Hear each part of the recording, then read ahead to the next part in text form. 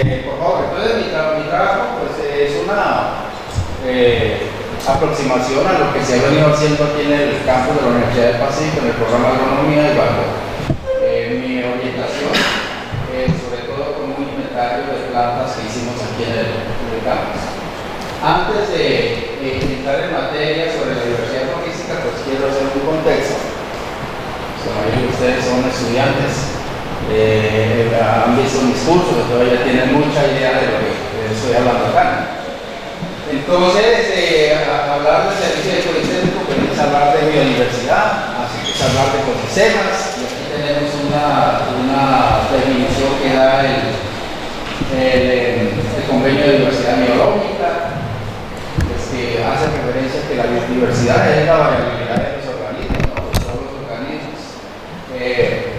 Y comprende los ecosistemas, comprende las especies y comprende la variabilidad entre especies, o sea, la diversidad genética.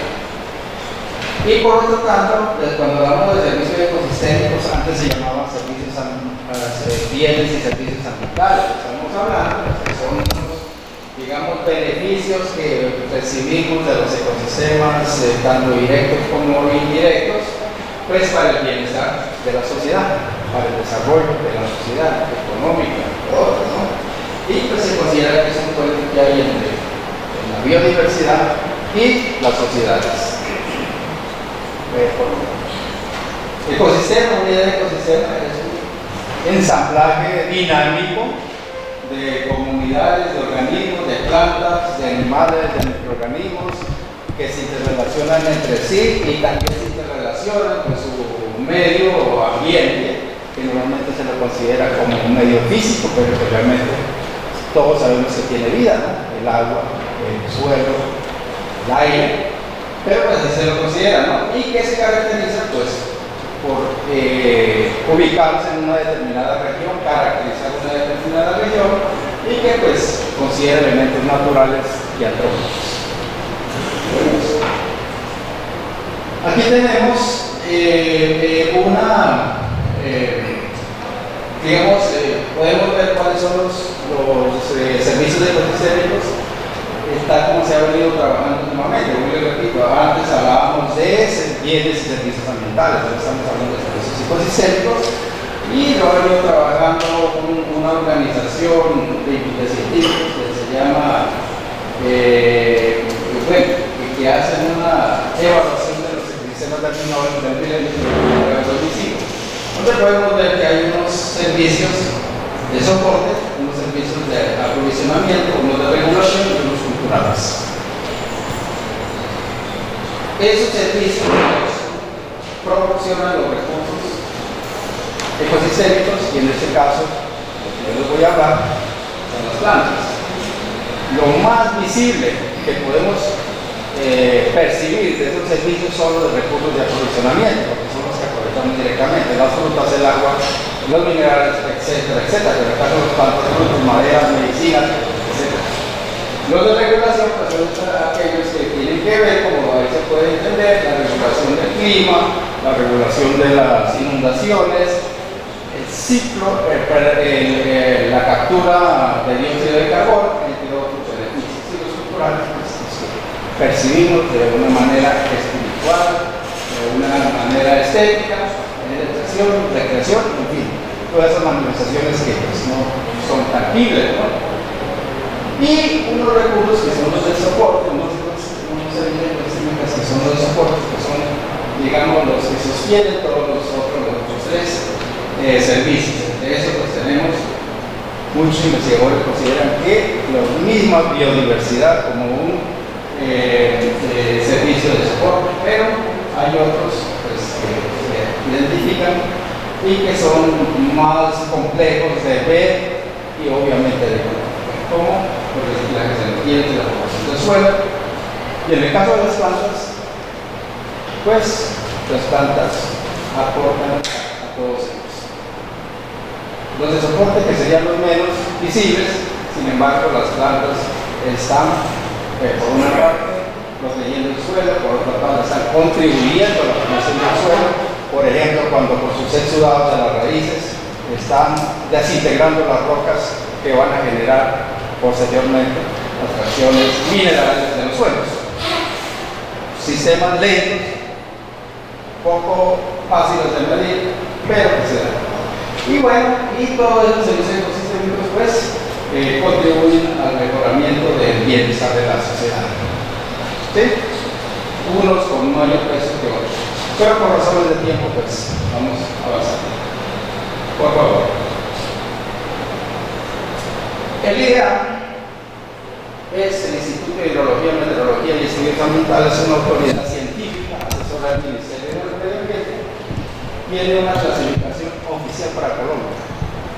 Cualquier estudio ambiental que vaya a parar a una autoridad ambiental necesariamente tiene que utilizar el sistema de clasificación de ecosistemas del IDEA, así como la de las coberturas de la tierra. Entonces el IDEA ha identificado 91 tipos de ecosistemas generales. De estos ecosistemas terrestres e insulares, 25, 17 los que ustedes ven ahí. Los costeros 13, 2, acuáticos, 25, 2 naturales transformados. Ten en cuenta eso, que los sistemas naturales, ecosistemas transformados, normalmente nosotros teníamos en mente, cuando hablábamos de ecosistemas, solamente ecosistemas naturales, el manglar, la selva, el río, pero nunca, o casi nunca, se consideraba una ciudad, por ejemplo, un cultivo como un ecosistema. Son ecosistemas. Y esos ecosistemas lo define el IDEA con base en el clima, con base en las características geomorfológicas y de los suelos, con base en las coberturas de la tierra, con base en cómo se distribuyen los organismos en la tierra, y también unos paisajes marinos para las cuestiones acuáticas. Como yo le digo a nosotros agrónomos, nosotros somos agrónomos y agrónomos, nosotros trabajamos en la tierra, trabajamos en la costa ya para el agua. Hasta ahora la agronomía no se ha especializado pues, en algún tipo de cultivo acuático, como la saga. Digamos. En la región pacífica, de acuerdo con el IDEA, tenemos 24 ecosistemas generales naturales y 3 generales humanos. La región de Colombia que más ecosistemas tiene es la región andina, porque entre otras cosas, esa clasificación, este número de ecosistemas va desde 0 metros sobre el nivel del mar hasta aproximadamente 800 metros. De ahí para arriba hasta los 5000, ella corresponde a la región andina. Y por lo tanto, pues, es una región por sus pisos térmicos diferentes, muy diversas en ecosistemas y en otros componentes de la biodiversidad como especies y a nivel genético. Por favor. Este es una muestra de cómo el IDEA clasifica los ecosistemas. Esta es una plataforma que se llama Colombia Mapas. Y aquí podemos ver, por ejemplo, la parte roja ahí que está con un delineamiento azul, es un ecosistema. Nosotros aquí en Buenaventura y en la zona que no es inundable, hacemos parte de un bioma. Los ecosistemas se basan en principio por los biomas, el clima, unas características de suelo o unas características de composición de qué organismos se encuentran ahí. Entonces nosotros estamos en un gran bioma que es el bioma húmedo tropical, y el ecosistema, la ciudad de Buenaventura, pues sería un ecosistema que se define como territorio artificializado. Ese ecosistema, obviamente, artificializado. Ese ecosistema, por supuesto, que está representado aquí en la universidad, en el campus de la universidad, por toda la infraestructura que hay construida. ¿Sí? Digamos, por favor. Aquí podemos ver otro ecosistema que también está en el bioma tropical, pero ya el ecosistema es agroecosistemas, es decir, cultivos. Los únicos agroecosistemas que teníamos nosotros aquí en la universidad era la parcela esa que teníamos acá de trabajo, donde pasó la carretera que la anterior vez mencionaron los estudiantes, y que pues fue un impacto negativo de esa obra. ¿Lo cuantificaron? No lo sé. Además, otro impacto negativo, para ir amarrando algo que quiero cerrar al final, es que hubo que quitar una estación meteorológica muy importante para la agronomía y de pronto para la universidad, y no sabemos si la vuelvan a poner, definitivamente se la llevan para otro lado. Entonces, aquí prácticamente aquí en el campus de este ecosistema no había algo sorprendente. Sigamos. Aquí tenemos, bueno, este sí no lo tenemos en la universidad, pero lo tenemos por aquí, vecino, pronto con colosales pequeños lugares. Eso ya es otro gran bioma, pero bioma,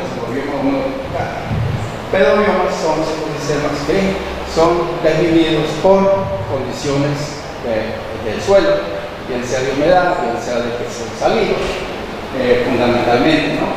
Y más independientes del clima. Y tenemos entonces como biomas el agrobioma, que en este caso pues, es un bosque de agrobioma, que hablando en términos más conocidos, estamos hablando de los manglares. No lo tenemos aquí en la universidad. Digamos, que viene así, aquí tenemos, acá, lo que está delineado en azul, tenemos un bosque basal, que son los bosques que están naturales, obviamente, que están por debajo de los 800 metros sobre el nivel del mar. De eso sí, lo único que tenemos aquí cerquita, pues lo que está aquí atrás, que es un bosque bastante, digamos, deteriorado, pero pues que tiene algo de estructura de ese ecosistema. Sigamos. Ahora sí vamos a hablar de diversidad, que es plantas de lo que vengo a hablar. En el mundo hay ese número, más de 369, de los cuales 354 pues, son estimativos, ¿no? Serían angiospermas. Las angiospermas son las plantas con flores. Plantas con flores.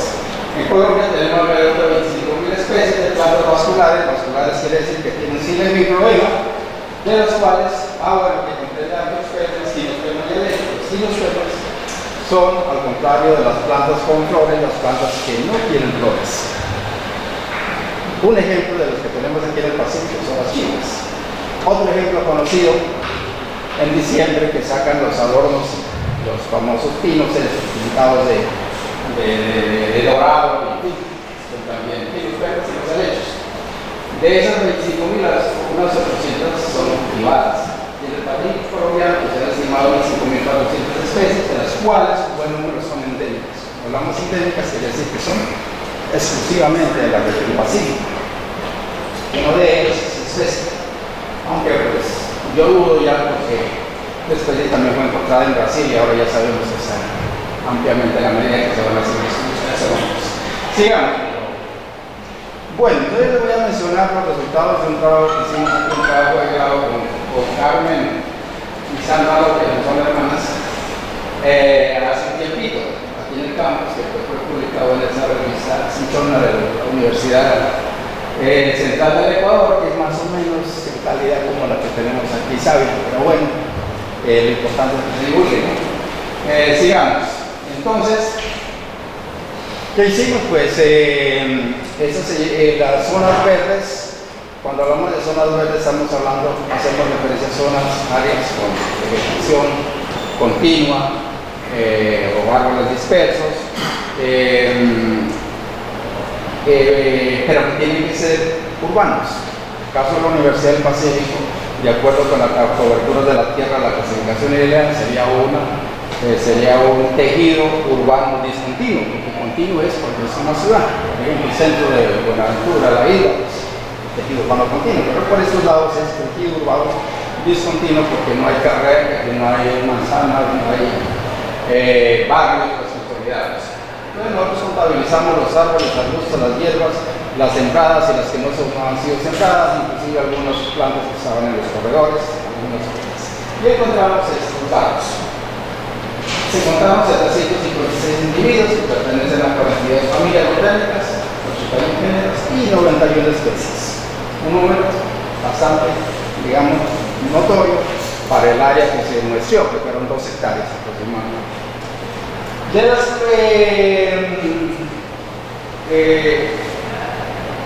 Bueno, las especies de samia, las chivas, fueron dos. Y hay una que es un ciprés, una especie, son gimnospermas. Las samiáceas y las cipresáceas, las demás son especies. Si no pueden volver repito, son plantas ciprés. Las familias más representativas fueron las familias de las palmas, Aricaceae son palmas, 12 especies, la mayoría son introducidas. Si acaso hay nativas como 4. ¿De dónde? De Asia, más que todo de Asia. Están las malvasas, que son la familia del cacao, en este caso del cacao, el del zapote. 7 géneros y hasta igual número de especies. Después le siguieron las caraces, que son la familia de la octubre, la barbachina, la rubiácea, la familia del gorobo. Y unos géneros como de las chivas, como de los limones, como de los guapis, tienen 2 especies. La mayoría de las familias pues tienen un solo género y una sola especie. Sigamos, por favor. Y aquí podemos ver, Alcácer, la que tiene mayor número de géneros y especies con 12, ahí se puede ver Fabacia, que son la familia de las guapas, más de 10 especies y 10 géneros, malváceas. Por allá vemos Arácea, que por acá rubiácea, se lo mencioné anteriormente. Sigamos. Y la especie más abundante quiere decir las especies que más individuos tuvieron. La primera es lo que se llama aquí coralito, Ixora coccinea, que es la más abundante, que se practica por ahí, por ese rojo que está delimitando algunas partes de aquí de las familias. Esa especie es introducida de Asia. Y le sigue esta otra, la pantera, duranta, bueno, esas sí son, al menos son nativos de Colombia o del Neotrópico.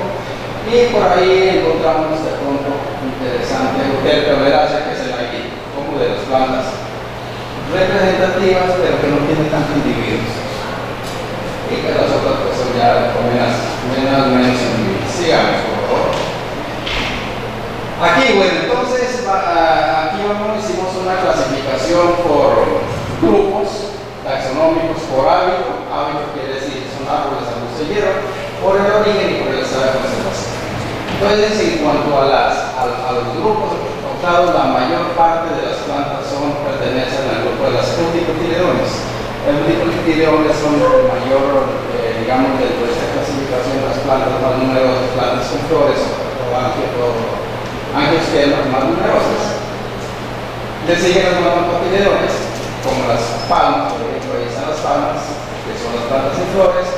Magnolias son muy emparentadas con las Euticotiledonias, pero tienen una característica que se cree que son más antiguas que las mismas Euticotiledones, y representativas de ellas tenemos, por ejemplo, las guanábanas. Y por último, las Gimnospermas, pues, como les mencionaba, como las chivas. En cuanto al hábito o forma de crecimiento, la mayoría fueron árboles, seguidos por arbustos y finalmente hierbas. Nosotros alimentar hicimos como cierta predación hacia las árboles y arbustos, que las hierbas son un poco complejas para identificar taxonómicamente. Desde el punto de vista de la procedencia, casi el 60% son nativas. Una cosa rara. Bueno, tan raro, porque en la mayoría de las ciudades son más la proporción de especies introducidas que nativas.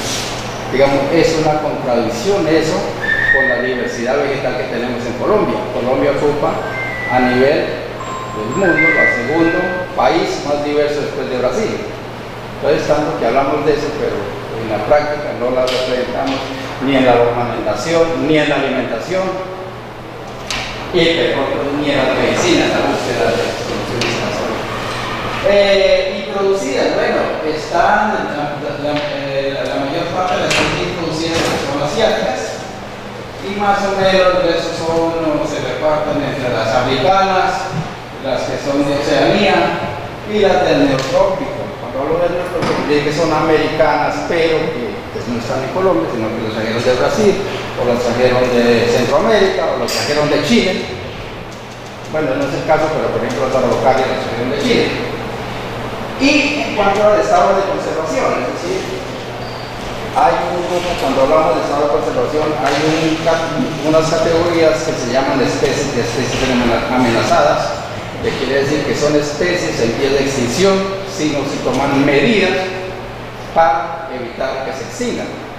Dentro de esas categorías ya hay un buen número a nivel del mundo y a nivel de Colombia también, que ya se han extinto, ya no existen, inclusive ni cultivadas. Entonces, que estén en vía de extinción, pues tenemos 3 en peligro, una vulnerable. Esos estarían en vía de extinción si no se toman medidas. Dentro de ellas que están en peligro, pues está el cedro, está una chigua, la chigua que se llama chigua lecho, Samia chigua, está el nata. Esto que estoy mencionando porque están aquí en el campo, ¿no? Y hay una vulnerable que es la Samia, la que se come, la que se hace los envueltos, la Samia roer y la Samia de comida. Las demás, preocupación menor y la mayoría no se han evaluado. Digamos, no han evaluado quién, no han evaluado las autoridades de conservación. En este caso, el Instituto Alexander von Humboldt. Siguiendo las reglas de una institución que regula la conservación a nivel mundial, que se llama la Unión Internacional para la Conservación de la Naturaleza, que son las que establece las reglas de cómo evaluar si una especie está en peligro o no. Sigamos, por favor. Y aquí hay una música, rápidamente, de que tenemos. Mencioné yo que las palmas eran una de las familias con mayor especie, pero que la mayoría eran introducidas. De las nativas que tenemos está esa planta, milpecho, es una de las plantas más estudiadas desde el punto de vista de la alimentación, más no desde el punto de vista de biología, más no de la agronomía, pues mucho menos. Y tenemos acá esta otra, que es Nailí. Traigo a colación estas dos especies porque para mí, después del chontaduro, son las especies de mayor proyección económica. Esa especie sí se viene trabajando, sí se conoce mucho de la agronomía que se ha desarrollado en Brasil.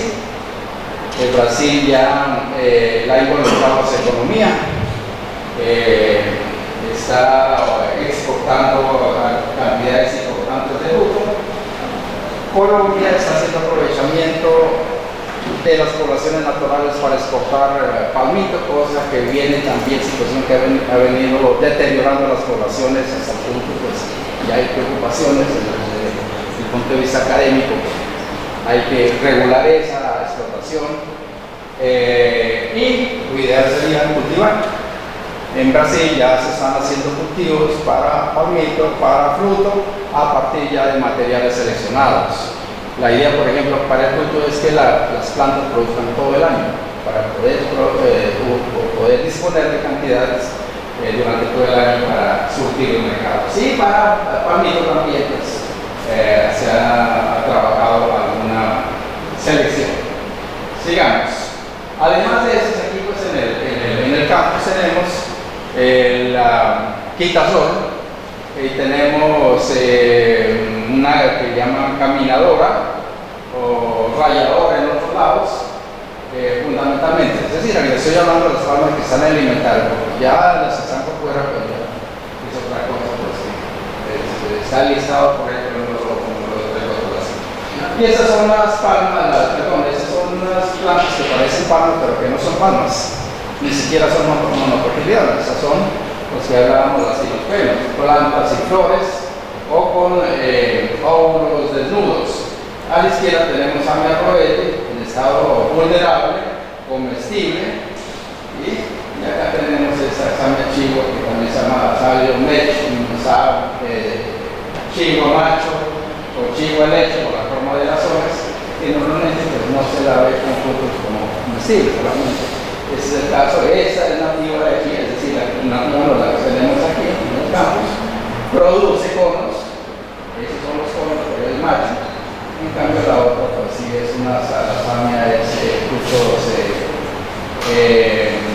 femeninos, porque esas especies son dioicas. Esta es de por allá de la tierra de la profesora Lisa. Sí, sigamos. y algunas especies de frutales. Aquí, por ejemplo, tenemos esa muy importante como frutal también para integrarla a los sistemas agroforestales por el papel que como leguminosa pues juega en el aporte de nitrógeno atmosférico al suelo. Por ahí tenemos dos especies de guanábanas o de anonas que uno podría decir que parecieran lo mismo, ¿no? Pero la una es pelada y la otra tiene sus proyecciones. Entonces son dos especies que de pronto no son agradables al consumo, pero pueden ser importantes como fuente genética para el mejoramiento de las anonas cultivadas, por ejemplo, la guanábana. Por ahí tenemos pues el coronillo y acá no tuve un nombre fruto de la sapo colombo, no sé, creo que también se llama de esa manera. Bueno, ya hay una diferencia. Sigamos. Bueno, hay otras amenazas, por supuesto, tenemos amenazas, unas que son el aprovechamiento de gente interna, de gente que viene de fuera a cortar árboles, madera, supongo, ¿no? Es decir, difícil regularla, y otras pues, que son de cuestión de los resortes de la universidad. Por ejemplo, esta obra, pues no sé si esto se hizo estudio, para pareciera que no, no existe una normatividad que permita dejar esos materiales de excavación de una vía, así como están dispuestos allá de la pueden ser llevados a una zona especial de depósito. Además, pues no sé si propusieron alguna compensación en cuanto a siembra de árboles. Una anterior que se hizo, creo que no prosperó porque no se le hizo mantenimiento. Si las plantas no se las hacen mantenimiento, el mantenimiento necesario pues se acaba, ¿no? Entonces, pues son amenazas y los demás impactos, ¿no? Por ejemplo, las especies amenazadas, como en este caso los chivos, pues debieron haberse trasladado a otro lado. La única chivo que había aquí en los linderos que producía frutos, pues fue matada por la tierra que le echaron encima. Entonces, son impactos negativos. Y eso, pues, fundamentalmente, ¿no? Pues dentro de los... y lo otro que yo he notado, y parece que es así, es el desarrollo futuro de la infraestructura, que parece que va a prevalecer más el cemento que a las zonas verdes. Entonces, pues digamos que el futuro de lo que hay que será, yo lo veo realmente poco halagador. Es decir, esa diversidad va hacia abajo. Hay especies que, por ejemplo, aquí había uno interesante, de pronto de las especies más escasas, pues con la construcción de eso, pues estaba como por ahí en la parte alta, pues ya desapareció y así vamos haciendo. Digamos, y eso era lo que les quería compartir. Muchas gracias.